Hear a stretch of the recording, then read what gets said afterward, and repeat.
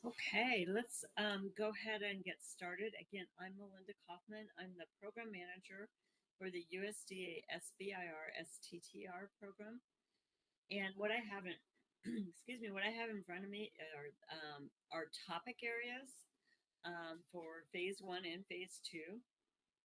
There are 10 topic areas, and they're all our topic areas are really stable and very broad, so they stay pretty much the same from year to year unless there's some change in the topic area itself. If there's some new component to a topic area, then we'll incorporate that, but they are very stable and have been for years. They're also broad because they're meant to, together, they're meant to encompass all of agriculture. And so we've had great luck with running the program this way with these broad and stable topic areas. Excuse me. One of the downsides of this is just that sometimes a person will have an innovation that seems to fit into several or even many topic areas. And that's very common, but we have provisions for that where there are people you can consult with and other provisions to help you narrow it down to which topic area is most closely suited to your project. So I invite all of you to put your questions in the chat, and I will read them and try to answer them as best I can. And maybe while you're doing that, I will just show you this slide. Since this is STEM, we're talking about STEM topics with USDA. And so that includes all the topic areas. I like to put up this slide just to remind people that agriculture is very much a scientific field, and this is just a sampling of the different types of science that we use regularly in agriculture. It's not an inclusive list, but I like to tell people that if you have an innovation, a scientific or technical innovation, and you haven't thought of an application to agriculture, it might be worth just taking a little time to think about whether your innovation might have an agricultural application, because it very well might.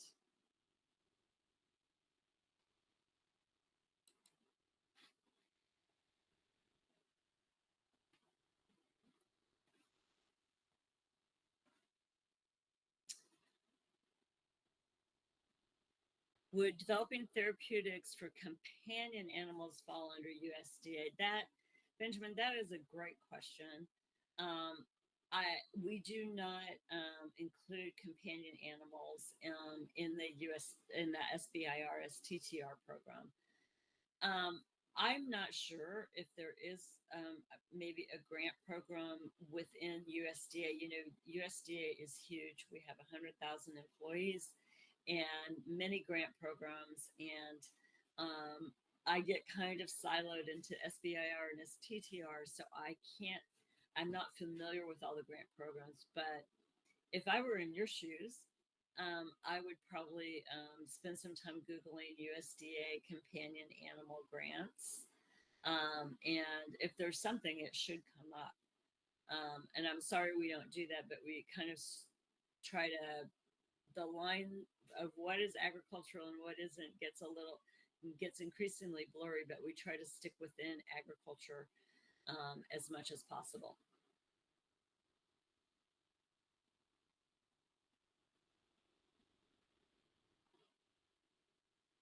You're welcome.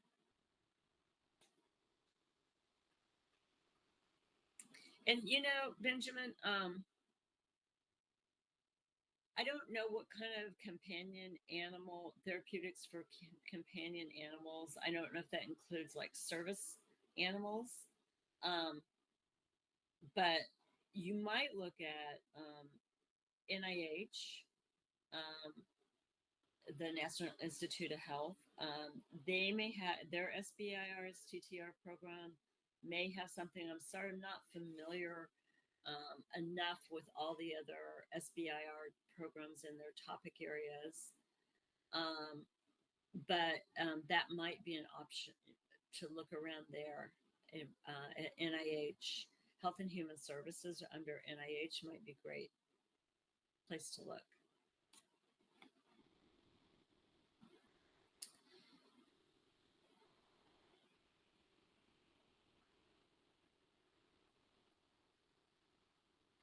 Okay. Um, are you, Ed, are you talking about this slide? Um, okay. This isn't meant to be inclusive. This is just a sampling of food nutrition is definitely part of the agricultural space and SBIR, STTR, and USDA. It wasn't meant to be a totally inclusive list. It was just a reminder because sometimes some innovators don't really think about the agricultural space. Does that make sense?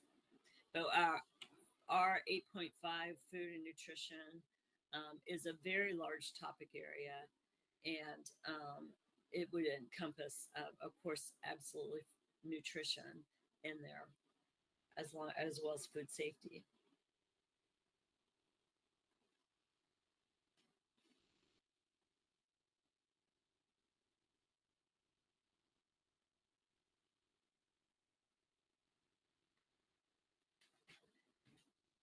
Um, so I'll go ahead while I'm waiting for. Oh, you have another question. Climate smart agriculture. That's a great question, Ed. Where does it fit in? You know, it kind of fits it within all of the top. It's kind of woven like climate change. It's woven within all the topic areas. So it just depends on um, uh, what exactly what exactly your innovation is, what type of climate smart agricultural innovation you have, and knowing that could help narrow down which topic area you would be in. And Williams says you had developed a sensing system through DOE funding with SBIR. It's market ready, but there may be a novel application with USDA. Is your SBIR program an appropriate source for funding novel application development? So, like all SBIR and STTR programs, phase one is for feasibility studies, proof of concept. So, if you receive funding for a sensing system from DOE, but you see an application within USDA, then to me that says that that would probably need a little feasibility study or a proof of concept study. So, if the application of your innovation to agriculture kind of would take you back through the chain and have you do a little bit of proof of concept research, then yes, you could do that definitely. One thing I'll say, this is probably a good time to say this. Our In order to get a phase two, we don't have a straight to phase two um, options. So you have to have a phase one award and you have to be on your way. You have to successfully complete it or be on your way, be able to demonstrate that you're on your way to successfully completing it. And Crystal asks how to apply for 8.5 food science and nutrition program. So food science and nutrition is it's one of the topic areas in the SBIR STTR program. And so you would apply for the SBIR STTR program. I'm going to take this opportunity, Crystal, to tell you a little bit about our timeline. Um, let me pull up this. Let me find the slide and pull that up so you can follow along here. So typically, this does mean typically because sometimes we don't have complete control over when our RFAs are released, but typically it's in July. The proposal deadline is in September or October. And then the start date for phase ones is always July 1st. For the proposal deadline, if it's in September, um, then you're going to get notified. You'll get review award and notifications December, January versus December, February. Um, and that's a good question. Is this year's SBIR release on the same schedule as before, considering the delays in appropriation funding? We believe so. We believe so. We're actually going to start working on the phase one RFA in February. And so that gives us plenty of time. I think we should be on schedule. Going back to Crystal, so how do you apply? We have on our website an application workshop that we have recorded. Let me pull that up.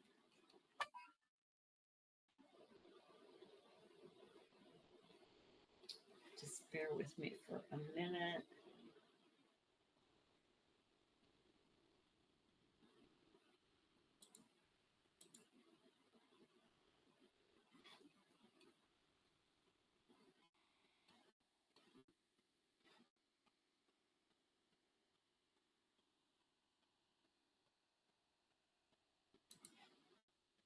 Sorry, my computer's a little slow.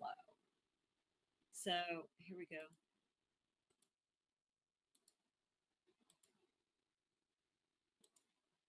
On our website, um, you can learn how to write a strong USD, SBIR, STTR application. And I will put this URL in the chat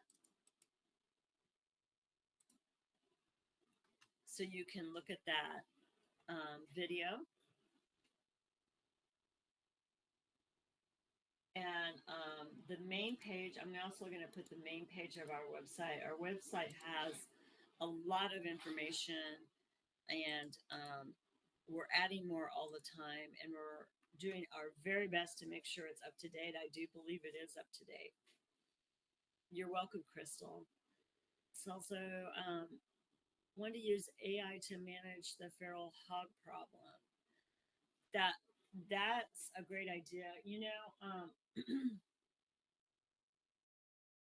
With I'm gonna go back to the topic areas. Just bear with me for a moment.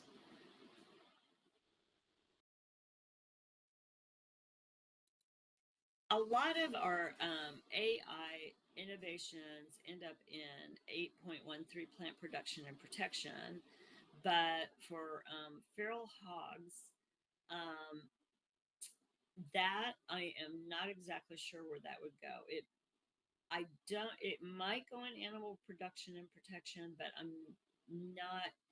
I'm not sure that it would actually fit in there. And so that brings me to a point that I really wanted to bring up during this session. We have an NPL for SBIR and STTR, and his name is Dr. David Songstad. And so I'm an NPL is a national program leader, and basically they're all there's a national program leader for each topic area, so it's the scientist over that topic area, and then Dr. Songstad is over biofuels and bio-based products 8.8, but he's also the MPL for SBIR STTR, which means that he has some expertise with all the topic areas. So I'm going to put his contact information in here.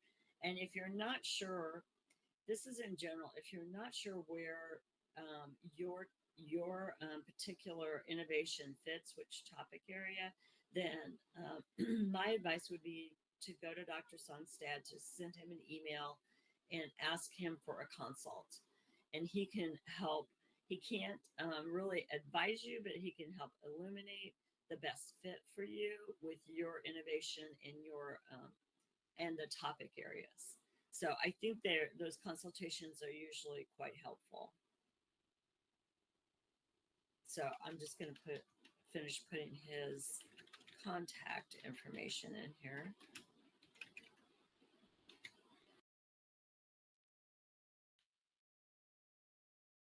There we go.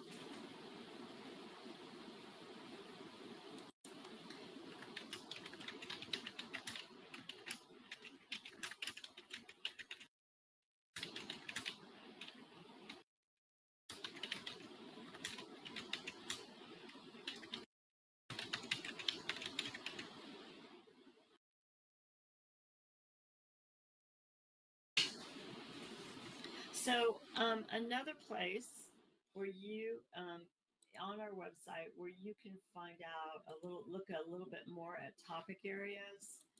Um, Let me pull that up.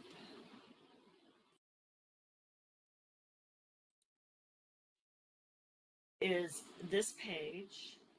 Um, so as you can see, it has, if you expand it, it tells you an overview of forest and related resources. And it does that for all the 10 topic areas. We are working on expanding these definitions so that they will be the same as what's in the RFAs, because there's an expanded definition in the RFA. So let me give you an example of that with the topic areas so you'll see. Just gotta find the right place. Okay.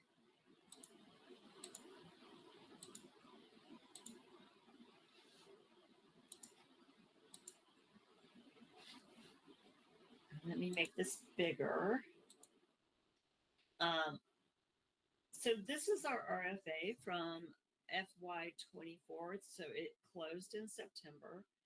And within the RFA, you can see I'm just going to use the first one, 8.1, as an example. There is an expanded explanation about the topic area.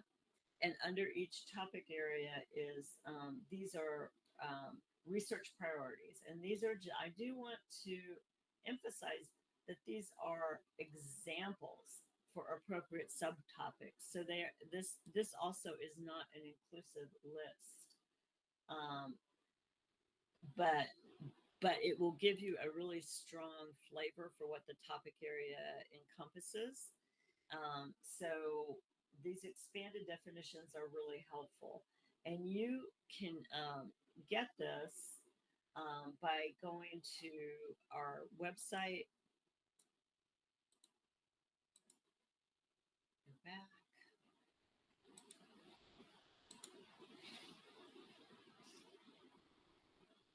And go to how do I apply, and then go to phase one.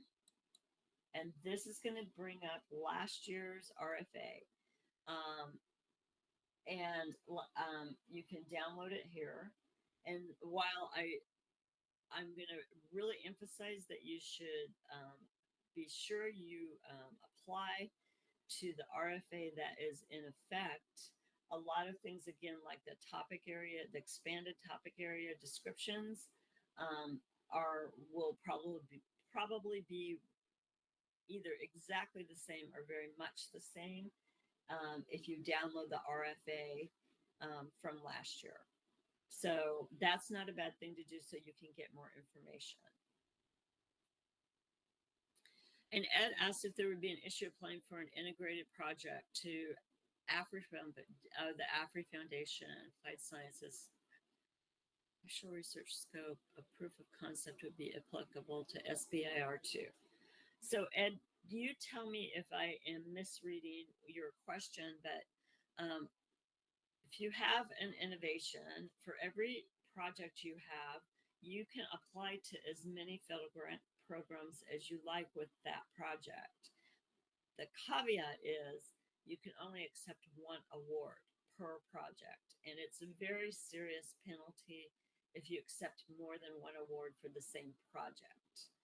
So you could apply to AFRI with your project, but you couldn't use if you were awarded from AFRI, you could not use the same project for SBIR. You could use a derivative of that project, but it would have to be distinct from the one you were awarded. Does that help? Did I answer your question, Ed, or understand your question correctly?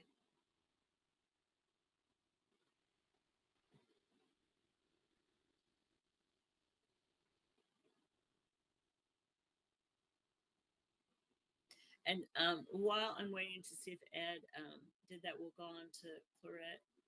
Um, can a proposal request government land use for testing purpose, for example, for smart farm technology? I have to be honest, Clarette, I've never had that question. That would be something you would have to work with whatever government land you had identified. The SBIR program, that's not something that we could help with. So you would have to set that up. I suppose it's possible, but it's not something we could help with. If you had to lease the land, um, you might be able to use that some of your award money for that. Um, but you'd have to make that arrangement. And you have a second question. Would specialized state decision? Yes. Your second question about broadband, it's very much, um, sorry, I'm toggling back and forth, but I hope it's helpful. Um,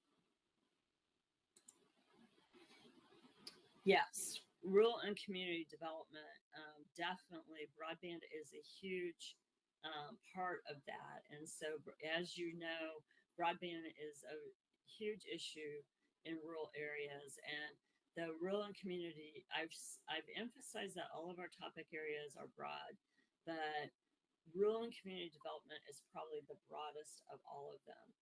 And so, broadband is very much a part of that. The rural communities are, as you know, very vulnerable, and USDA, not just SBIR, but all of USDA is very hard at work trying to, um, sustain and build rural communities. And so, broadband is kind of one of the foundations of doing that.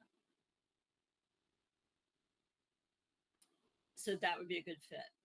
And then Ed asked, I understood, but then I applied to both. So if you applied to both with Ed with the same project, the same innovation, and you won and you were awarded the AFRI, then you could accept that. Yes, and then if AFRI was declined, you could accept SBIR. And just to illustrate this point, I we had during COVID, we had an awardee who had applied to NSF with the same project, the same innovation, and NSF was delayed due to for COVID related reasons. So they accepted our award, and then NSF came back and offered them an award, and that award size, full disclosure, was larger than ours, and so that awardee had not started on their project yet, so they came back to us and withdrew the award and explained that they were going to take the NSF award. And that was fine. That was absolutely fine. It would get more complicated if you had already started the work. But and hypothetically, if you received, let's say you received the SBIR award, and then you were later notified that AFRI wanted to award you, and the AFRI amount was larger. As if you hadn't started the work yet for SBIR, you could withdraw and accept the AFRI award. The key to it would be just to be very upfront about it and let us know what's going on. So that would there's usually a way to work it out so that you can have the highest award amount. Oh, great question, Crystal. We have we use peer review panels. This is the review process. So we use confidential peer review panels because we feel very strongly that that is the best. We are really looking for, the best and most innovative small business agricultural innovations out there. And so we think the best way to do that is to convene a panel of experts. And those experts come from academia. Some are retired from industry, some are from nonprofits, and sometimes we use personnel from federal labs, especially if we need that particular type of expertise. So most of them are from academia. And so every topic area has a panel. And that's why it takes a little while to review the proposals. And I know that's frustrating for a small business, but we also, as I said, are pretty committed to this process. It seems the fairest. And so that is what we do. That's how we do it. So they're external with sometimes a few from a federal lab, but that's usually only when we need some expertise. We also sometimes have some ad hoc reviewers. So an example of that would be in our topic area of plant production and protection, the biology side. A couple of years ago, they had a proposal involving fungi or mushrooms, and they didn't have any mushroom expertise on the panel, so they got an ad hoc reviewer who had expertise in fungi and use that. So we take it very seriously to really review the proposals with experts who really understand.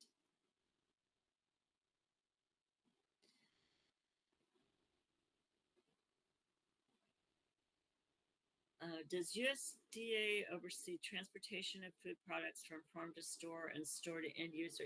Jeff, that is also a great question. We have had proposals, um, and a lot of them that I know of are in rural and community development. So we've had proposals for like apps for farm to market, farm to store, and also from farm to end user, which could be directly to the consumer. So we've had successful applications in 8.6. We also, this isn't, I don't think exactly what you're asking, but we also had an awardee whose basic idea was to use a relay system for trucking, for the trucking industry, so that it would was overall more efficient and cut down on produce and livestock trucking, the fatigue that the truckers experience, and it was very innovative. So yes, transportation of food products from farm to store or end user is definitely something that would fit. And I think it could fit in small and mid-sized farms or rural and community development. Those would be the two I would say that it fits in. Um, and I know there is another question here, but I'll just go ahead and take this opportunity to say that of these 10 topic areas, 8 of them in the dark blue are require innovations, new innovations. I know that's redundant, but just to emphasize, so something that's never been seen before. But these two in lighter blue, 8.6 and 8.12, you can use off the shelf technology if you apply it in an innovative way. And so they're a little different. That's why they have an asterisk and they stand out, because you don't have to have you can use off the shelf technology for that applied in an innovative way. The two 8.6 and 8.12 are funded for phase one at $125,000 for phase, and for the other eight, they're funded for phase one at $175,000. And what I should say is up to $125,000 for 8.12 and 8.6, and up to $175,000 for the others. Because we've had, proof of concepts where it was only the phase one proof of concept where only $50,000 was needed, and that's fine. That's a problem. That's not a problem. So that is a little bit of the difference. For phase two, all 10 projects are funded at 600,000, up to $600,000. So, Fernando asks, do how do we ensure that the intellectual property is protected? Are there cases in which academic reviewers have violated it? We don't have any cases that I'm aware of, that where any academic reviewers have violated it. We have a really stringent, long-term, successful way of vetting academic reviewers and any kind of conflict of interest. We've never, not that I'm aware of, I've been here for about almost 3.5 years, and I've never been told that there's been any violation. If one of the peer review panelists has a conflict, then they will not be part of that discussion for that proposal. They leave for that. And the panel managers, who are also outside of USDA, are very good about that, and they get training, and they're very good about making sure that anyone who might have a conflict of interest with a proposal does not participate in that. So I think it's something I feel like we're really good at, protecting intellectual property, by the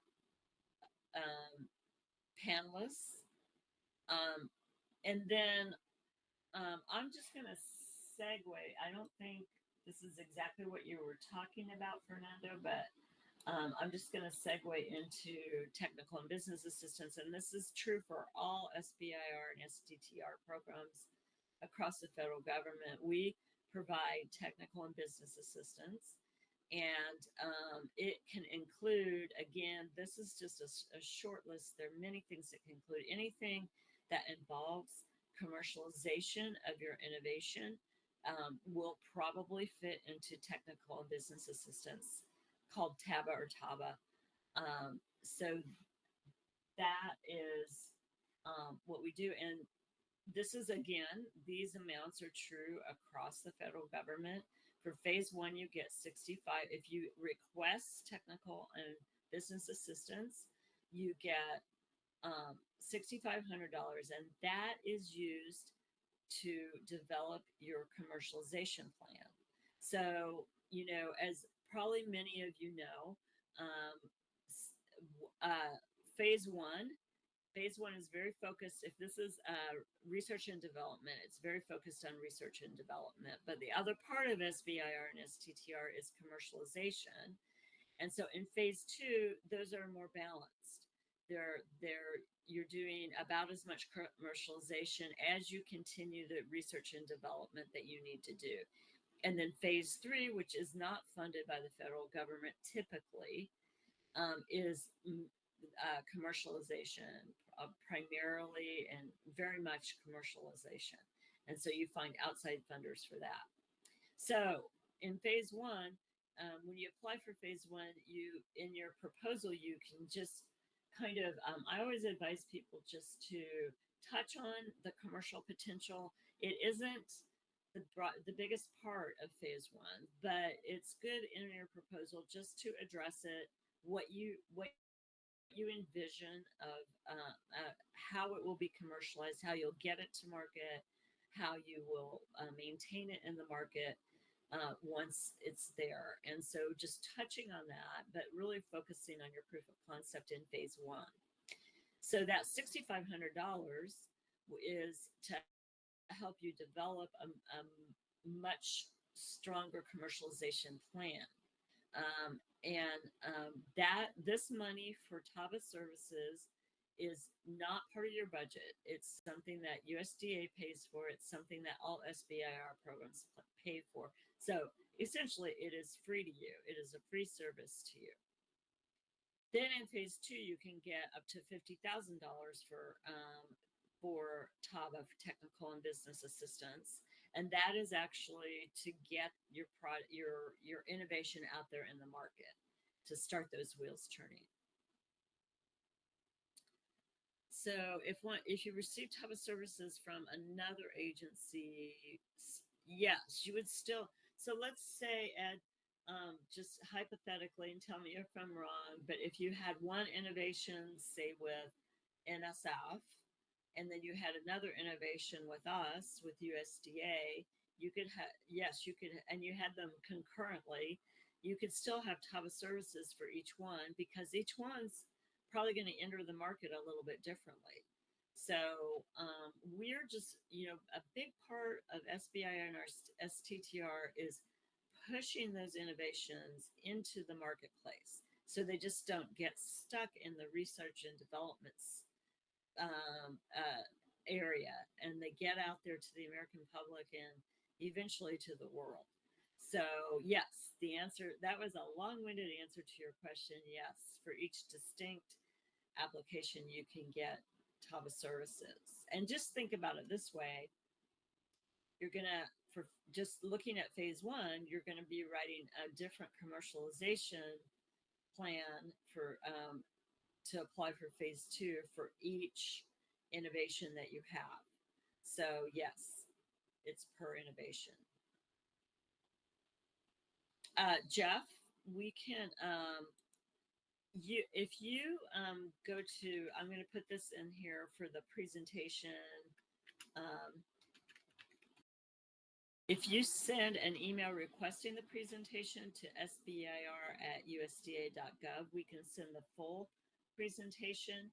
Over in the resources tab on my screen, it's on the left hand side at the bottom.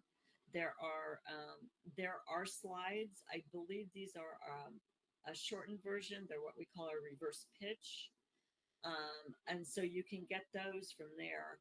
But if you go to sbir@usda.gov, if you send us an email requesting our presentation, we will get it to you.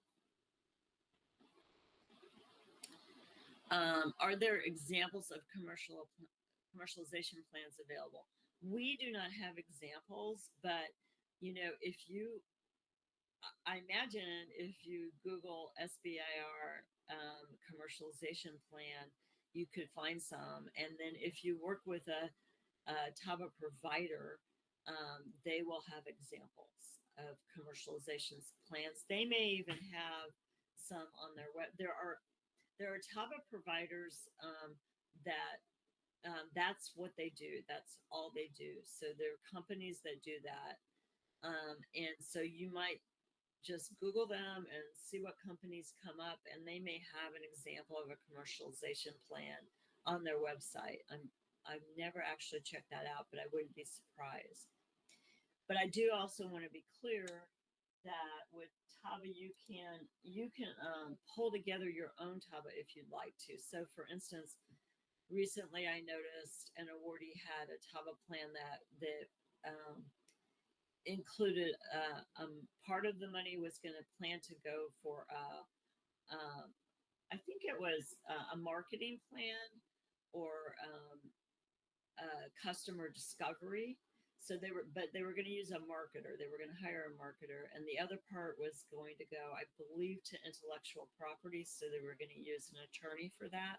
So you can pull together your own customized TABA, or you can use one of the companies that does TABA.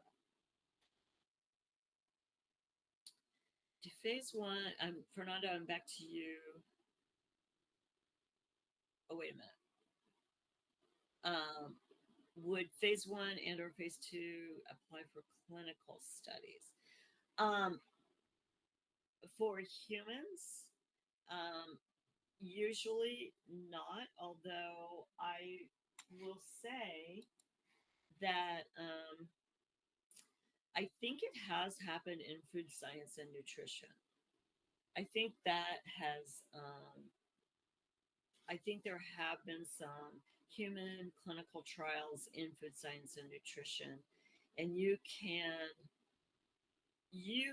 that's another place where Dr. David Songstad might be able to shed more light on that than I'm able to. I'm going to just copy this and put it back in the chat. There certainly are animal studies, but for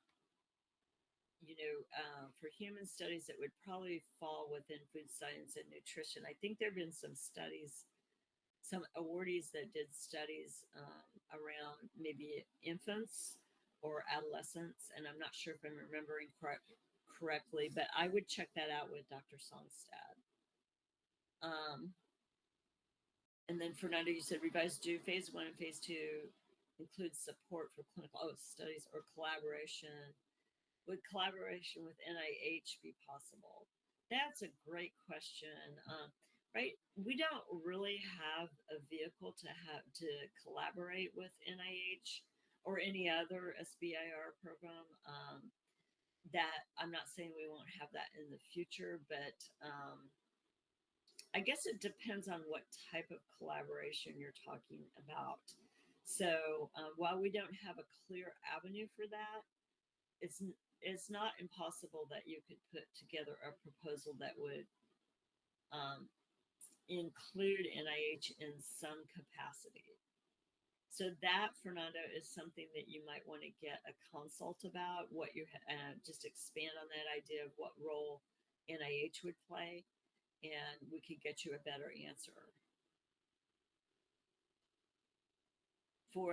And Ed asked about the 6,500. Is that the only service provided? Um, yes and no. I'm going to go ahead and skip ahead to a couple of things.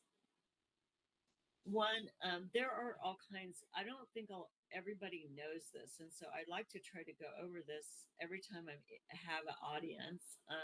There are assistance organizations throughout the United States, small business development centers. There are 62 of them in total at last count. So there's at least one in every state. Um, and um, and these small business development centers and other assistance organizations are familiar with SBIR and STTR, and they can provide some assistance with your proposal, the proposal process, the application process, things like making sure you get all of your registrations done. There's one particular registration that can take a while, so they can help you with that. Making sure that you understand the RFA and what's required, making sure you have all the required documents for each program, because USDA may have a little bit of a different requirement for documents than, say, NSF does. So they're very helpful. And I'm just going to show you a website. It's this website down below.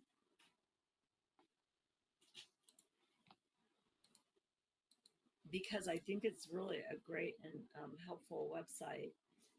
Excuse my voice.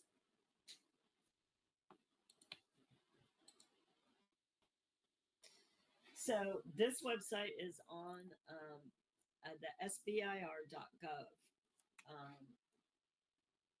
website. And I'm going to put it in the chat. And so what you do is take a state, let's take Arkansas.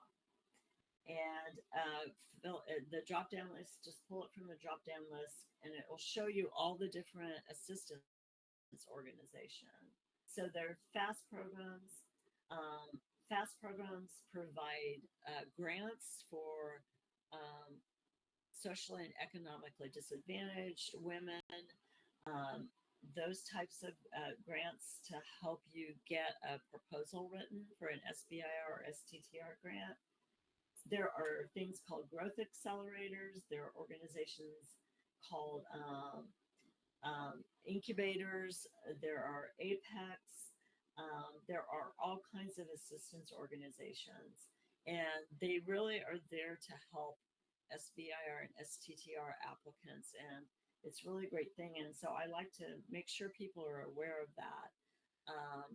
There's only the SBIR programs themselves can only provide so much assistance because we're so busy administrating the program. So these are really supplements to SBIR and STTR as far as helping applicants submit a good application. And then there was one other thing I wanted to go ahead and show you. Um, the other, let me find it.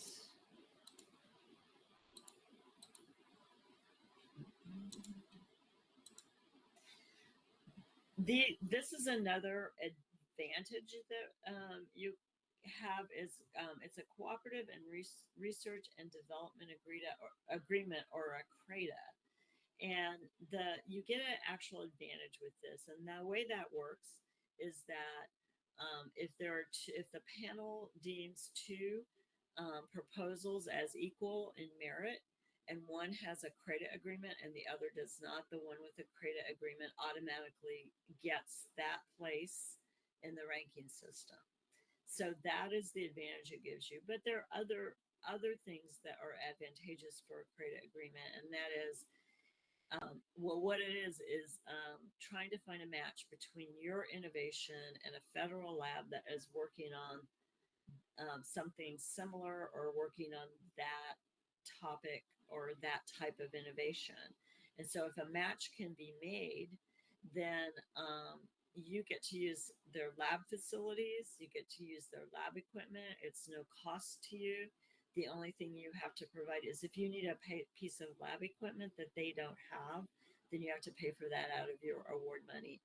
But they are great advantages. And if anybody's interested in that, then they can contact me and I will put you in touch with uh, the technology transfer office at ARS, or the Agricultural Research Service. So you can Claire, do you have my email information to put in the chat? You can email me if you're interested in a credit agreement, and I will put you in touch with somebody who can tell you whether there's a match between your innovation and work that a federal lab's doing. Thank you, Claire. And then let me see. Yes, Barry, we can. Oh, wait a minute. Ed, if one has a plant production process that enhances the nutritional value of tomatoes, for example, that would probably be, it depends on what the process is. And if it's more engineering, so if it involves, say, AI or machine learning or something like that, then it would probably be here in 8.13 plant production and protection engineering. If it's not, if it's more biology based, then it's going to go in 8.2 plant production and protection biology. So it just kind of depends on what the process is. And so that's another place where you could actually talk to Dr. Songstad first and see see how he, talk to him in more depth about your innovation, and he could give you more information about 8.2 and 8.13, and then you can decide. And Barry asks if we can circle back to TABA and how we can ask for TABA. Yes, I'm happy to do that. So for phase one, Phase one and phase two are very different for TABA and USDA, and I think sometimes it confuses people, unfortunately, and I'm not sure how to make it clear, but I will make it clear here. For phase one, you have multiple choices. You can just apply and use our in house TABA provider. You're welcome to do that. We have an in house TABA provider, or you can pull together your own TABA provider.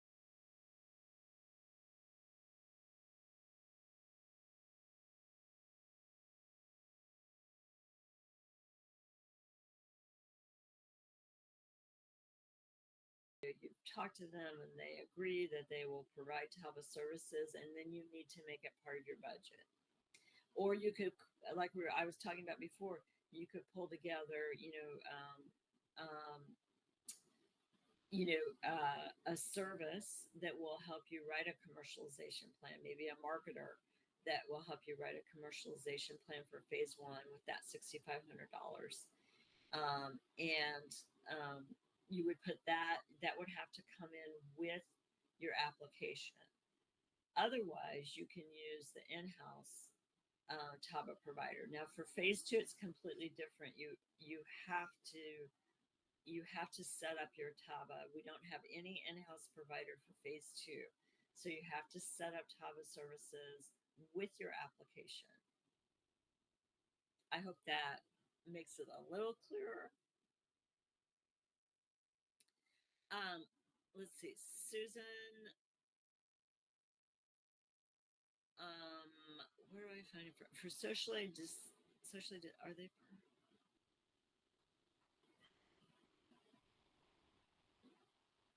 Oh, well, Susan, that's a really interesting. We do a lot of outreach to women and socially and economically disadvantaged, as well as businesses that are located in hub zones. We do a lot of outreach to them to help to encourage them to apply for our grants. Small businesses that are owned by women or socially and economically disabled or are located in hub zones. What you're asking about is that they're the perfect audience for your financial game and workshops. So if you um, without knowing a lot of details about that, that sounds like something that could fit into rural and community development. So that is the topic area I would look at if I were in your shoes and see if you think that it's a fit. But as I said, this is probably the broadest of all of our broad topic areas, and it's meant to build up rural areas. And so there are, many women and socially and economically disadvantaged in rural communities. So that might be a market for your audience. Does that help, Claire? I'm sorry, Susan.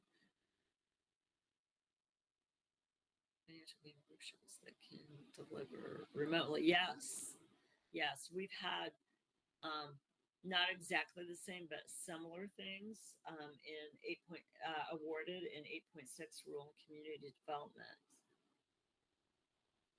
So it does seem appropriate.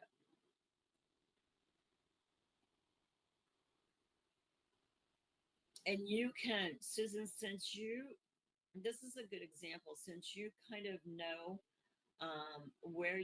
what topic area your innovation fits into, you can go directly to the rural and community development NPL, National Program Leader, the topic area scientist. You can go directly to that person for a consultation. Now, with rural and community development, they're getting ready to change national program leaders, so you can still reach out to the one that's currently there, but there could be a short delay.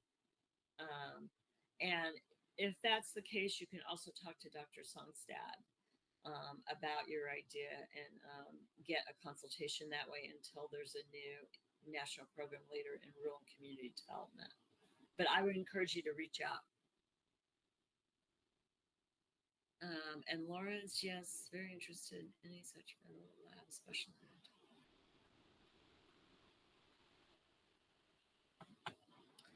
So Lawrence, if you will contact me, I will help you get connected to the ARS Technology Transfer Office, and you can start to see if there's a fit.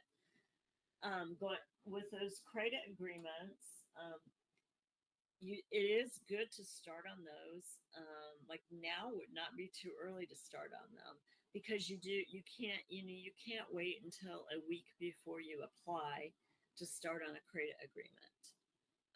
You so you need a little bit of time. It probably takes a couple of months to fully execute a credit agreement, but they really are not that difficult. Like, I know the initial form you fill out is very short. I think it's a one-page form with maybe 8 questions or something like that.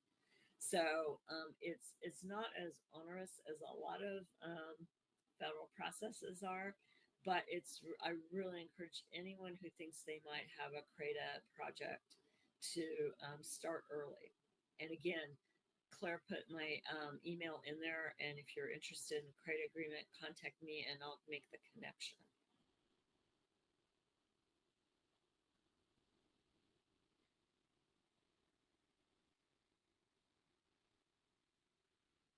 Susan, are you asking who that would be for credit agreements?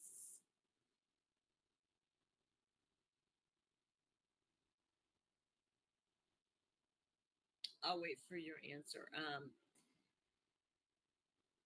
Oh, for 8.6. 8.6 is currently, I'm going to put, is Dr. Keith Harris.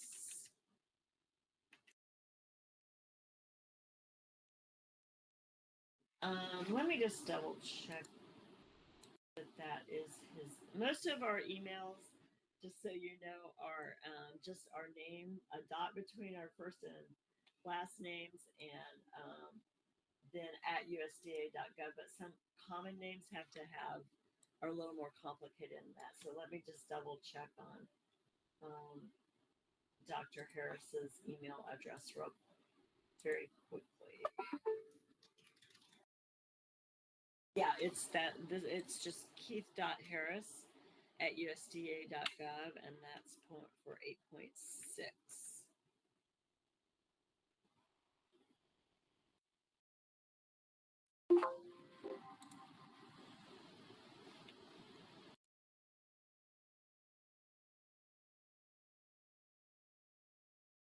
Yes, I did say there. I think new NPL is getting ready to take over 8.6, and I'm not sure where they are at in that process. So, Susan, I would suggest you reach out to Dr. Harris and maybe CC me on that, and just explain that you were at the virtual road tour and you think your project fits into 8.6. And if you catch him in the middle of the change in personnel, then you can talk to Dr. Songstad until the new national program leader for 8.6 gets on board. Does that help?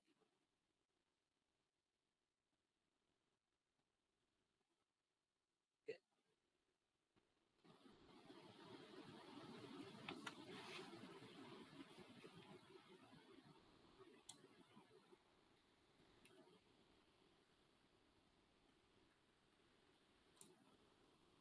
While we're waiting for other questions, I just will talk to you a little bit about some of our efforts. Um, oh, I'm sorry if I, Ellie, I'm sorry, I'll stop and read your question.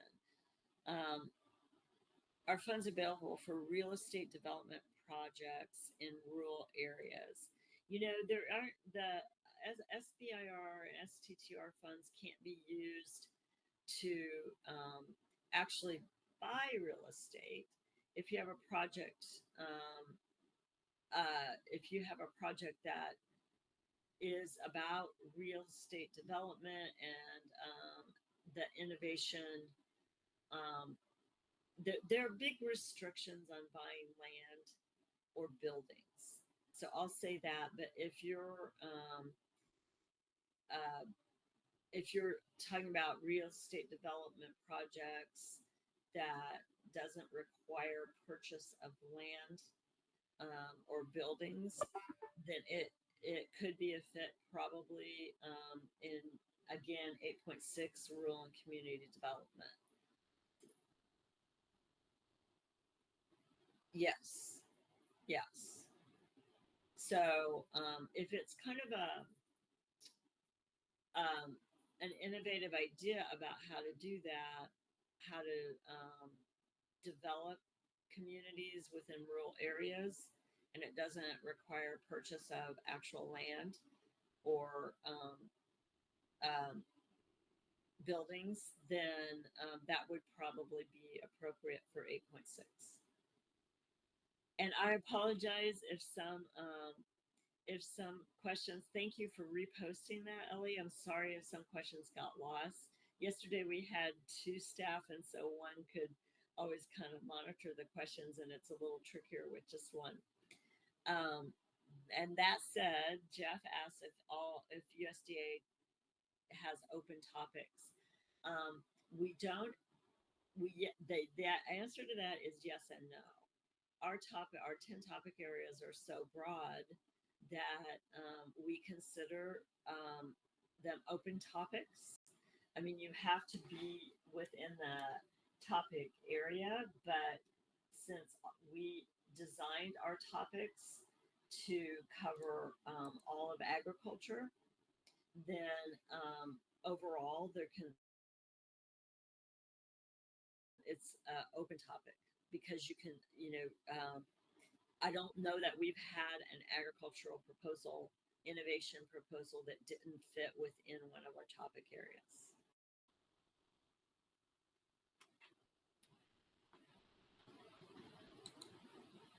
But Jeff, we don't. I know some SBIR programs just have open topics. We don't have that, and we don't have that because we think this fulfills that. You're more than welcome. If anyone else has a question I missed, please repost it like Ellie did. That's really helpful, and I didn't purposely skip anything.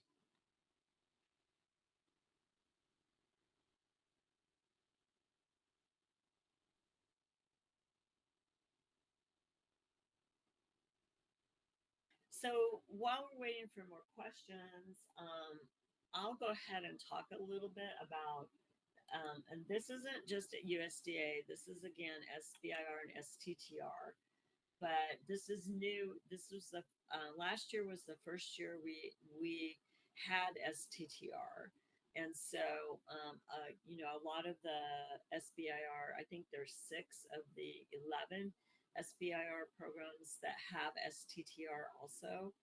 And so, hopefully, I'm hoping that it's worthwhile for you all to see this chart and understand a little bit of what the difference is between SBIR and STTR. So, we use the term nonprofit research institution or federally funded R&D center participation, but I'm going to shorten that because I'm having a little trouble with my voice to university or federal lab.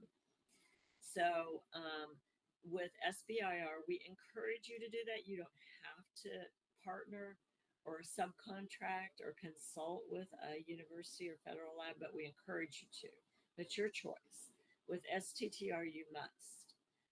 So that's a big part of STTR is that cooperation with the university or federal lab. For the percent of participation, this is probably a key point that's a difference between SBIR and STTR. So it's 33% or less for phase one and up to 50% for phase two.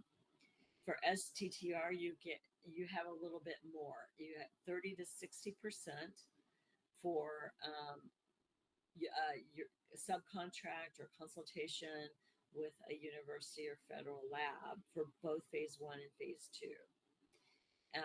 And then the primary employment of the principal investigator for SBIR, it has to be the primary employment must be with a small business.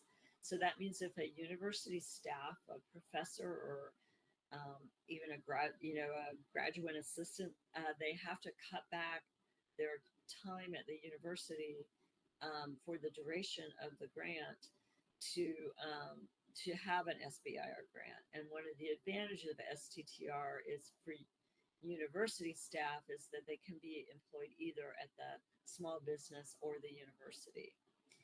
And then there is a formal cooperative agreement that is required for STTR. Um, for USDA, you can apply on the application, it says to both, but what it really means is either.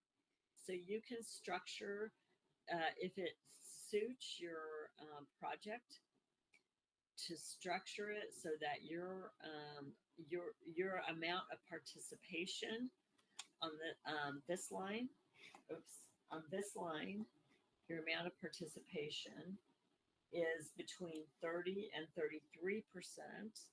You can apply for both. Again, that means either. You don't get both of them, you get one of, you can apply for either. So there are two pools. There's a pool of money for SBIR, there's a pool of money for STTR. If your project is so that it would fit with 30 to 33% participation by university or federal lab, then okay, research institutions, thank you. Then you can um, you can apply to be considered for either one, SBIR or STTR. So that's difference. Let's see.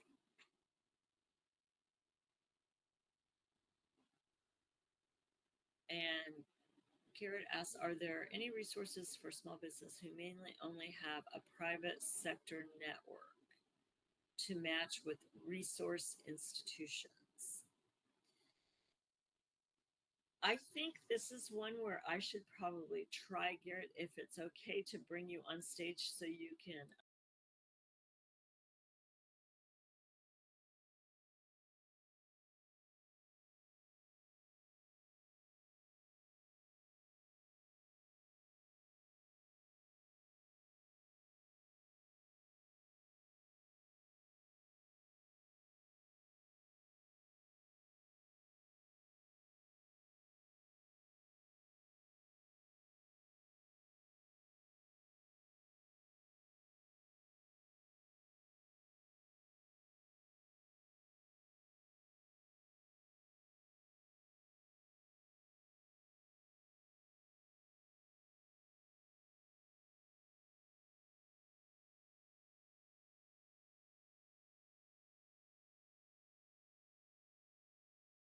I have allowed his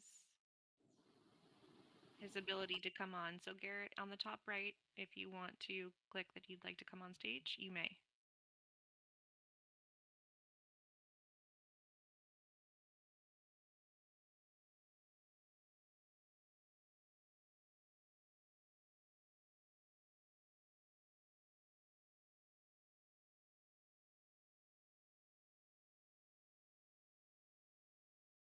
Thank thank you, Susan. Oh, here he is. Oh, sorry. Go ahead. Go ahead. Here. So I just want to make sure I understood your question about small businesses that only have a private sector network to match with resource institutions. If you could unmute and or I get asked to share audio and video, and then elaborate a little bit, that would be very helpful. Hello. Can you hear me? Yes. Okay, good. I actually meant to write research institutions such as university and um, federal research labs and things like that. But we're a small business that just is not very well connected with public sector researchers. And so that's kind of the main thrust of my question is, are there I is there any sort of help to just facilitate networking with people that are interested, or is that all on us? know. I'm so glad that you asked that question. Um, let me pull up.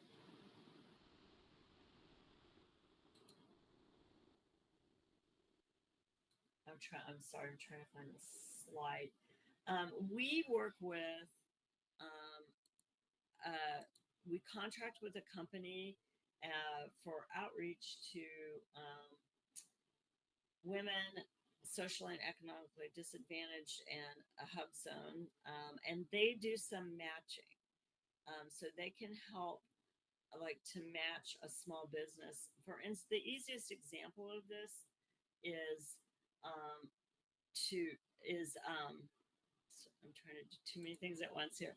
Um, the easiest example of this is someone who, like a producer who has an innovation perhaps that they've been using on their farm or ranch, and they want to try for apply for an SBIR or STTR grant, but they don't have the research background. They don't know how to design research, and they're looking for a research partner. ICF Next, you can reach out to them, and they can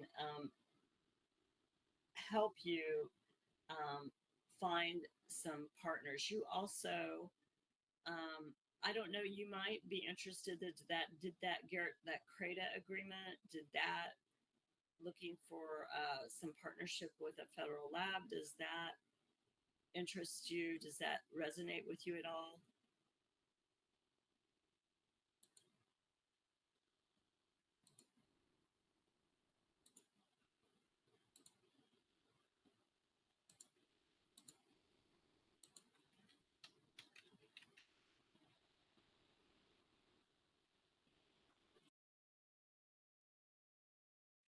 So, what you can do is you can contact me. Um, there we go. There's the address. Thank you. So, Garrett, that might be of some help.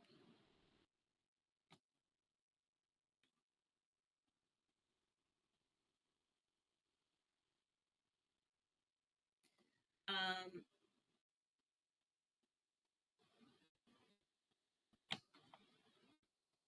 let me see what I have. Fernando asks, is it possible to do the R&D in collaboration with the USD Eastern Research Center in Windmore, Pennsylvania? I think that would, Fernando, that would go along with the CRADA agreements. I think that would be the best way to go, and that's where you can contact me. Um, and my email is in the chat, and I will help connect you with the Agricultural Research Service, Tech Transfer Office, the ones that handle CRADA agreements.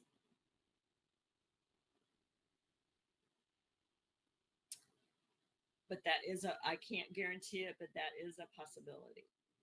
If you know that they're doing research um, that and that it aligns with your innovation, that would definitely, I would check it out, definitely.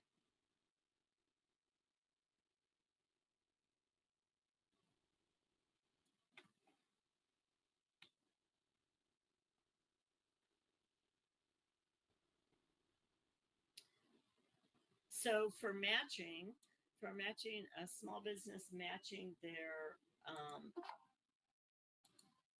innovation to a researcher, um, there's USDA SBIR at icfnext.com. There's CRADA agreements. Those are the things we have so far. We're aware that there's a need for this, and we hope to kind of expand some resources to connect researchers and small businesses, and vice versa also.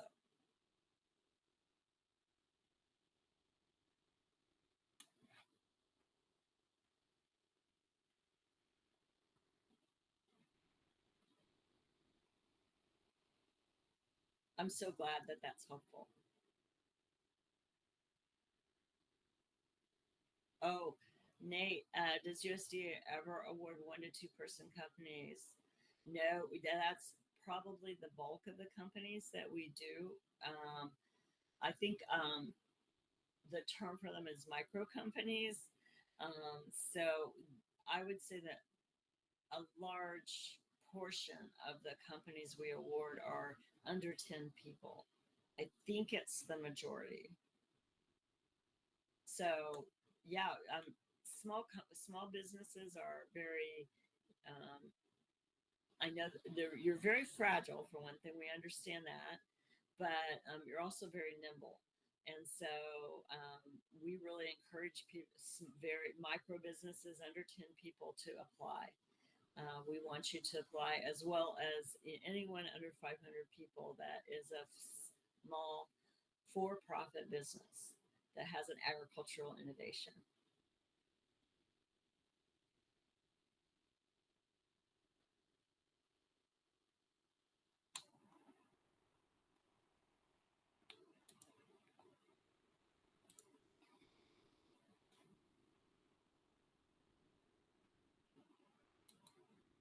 I can tell you a little bit about, while we're waiting for more questions, a little bit about some success stories. So we had a company that took off really quickly. They went to phase 1 and phase 2. It's Prairie Aquatech, and they convert soybean meal into fish feed, and they use a microbial enhancement to do that. Their product is called MePro, and as you can see here, they've had a lot of commercialization success. Jeffrey asks, how does USDA look for innovations in information technology capability for your IT department? For USDA's IT department, I don't know the answer to that. USDA is made up of multiple agencies, like the SBIR program is housed within the National Institute of um, uh, the National Institute of Food and Agriculture, and that's just one agency. And I mentioned credit agreements and the Agricultural Research Service, or ARS. There is the Natural Resource Conservation Service, NRCS. So there are many different agencies within USDA, and I believe they all have their own IT departments.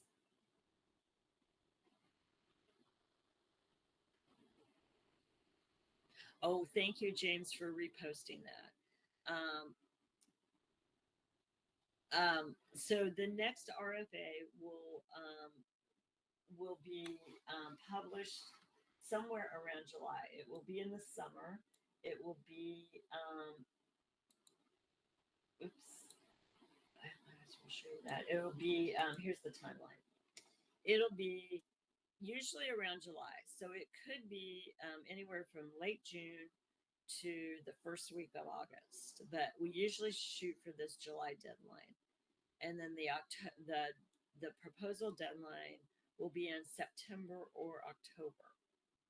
Um, and then your start date is always July 1st. So if you applied this year, it will be released in the summer of 2024 and close probably before the end of the fiscal year. And then you would start your project in July 1st of 2025.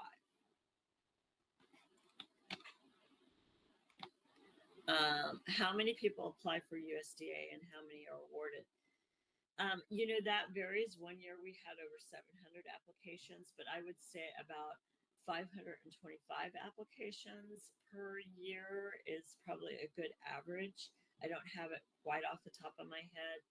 There's a 15% success rate for phase 1. And of those 500 or so typical applicants, there's about 20% that do not make it through to panel, and they don't make it through because They either haven't followed the formatting guidelines, they applied too late, they didn't attach all the required documents, or they didn't attach all the required documents in PDF form. If you attach your required documents in Word form, we can't extract it. So so those things knock a lot of people out from going to panel. And we try with the application workshop that ICF Next helped us to create. We try to emphasize that and coach people some. That's also what those small business development centers can help you do, and all the other assistance organizations that we talked about earlier. That's They can help you from falling into that pit of not even making it to panel. So that's more than you asked for about the success rate and how many apply. I do want to mention though, for phase two, the success rate is much higher. So again, for phase two, you have to have been awarded a phase one, and you have to have successfully completed it or be on the way to successfully completing it. And then for phase two, the success rate is usually around 50%, between 45 and 50%.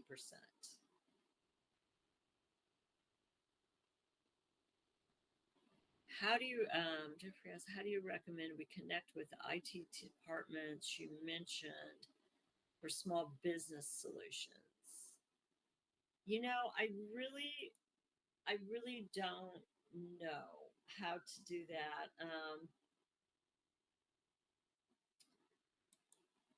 Because that's kind of outside of the purview of SBIR and STTR. So I guess I would just look at some of the different agencies within USDA and go to their websites and see if you can find a contact for IT. That's the best I can tell you. So it's a little bit out of my wheelhouse. I'm sorry about that. Who reviews proposals? We have we have a panel, a peer review panel for each topic area. So that's 10 peer review panels per phase. So that is comprised mainly of university staff, but it can also sometimes be, we can pull in some federal lab people, and we can add ad hoc um, reviewers if we need them. So to match to um, to the need, the expertise to the need. So that's why we have ad hoc reviewers. So the panel manager is outside of USDA, and so are the panelists for the most part. Sometimes we do need to ask for a federal, maybe a USDA federal lab uh,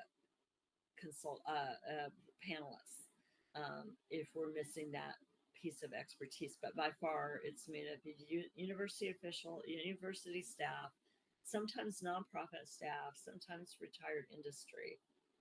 Um, so we think that's the fairest and most thorough way to assess innovations and proposals.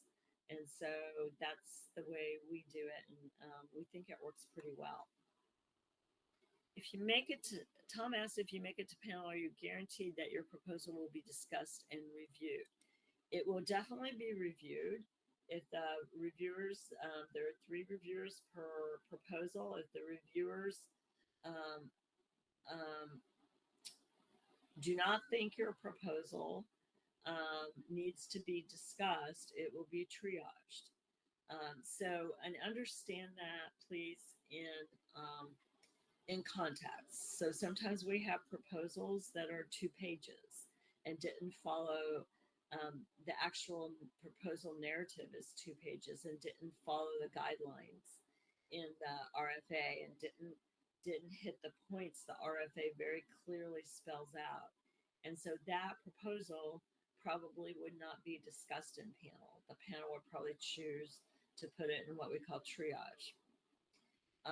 So uh, that's that's kind of how the process works. If you follow the guidelines in the RFA, and if you have a good research design, then it should be reviewed and discussed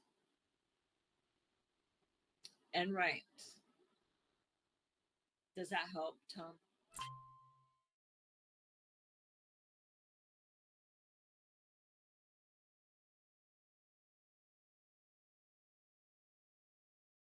I think that we are at time. So I've given you some in within the chat. There's some names. There's Dr. David Songstad he's our scientist over SBIR STTR. So for scientific questions, you can contact him, ask him for a consult. And if you have administrative questions, you can contact me or you can contact SBIR at USDA.gov. And thank you very much for joining. And I hope you've enjoyed the road tour.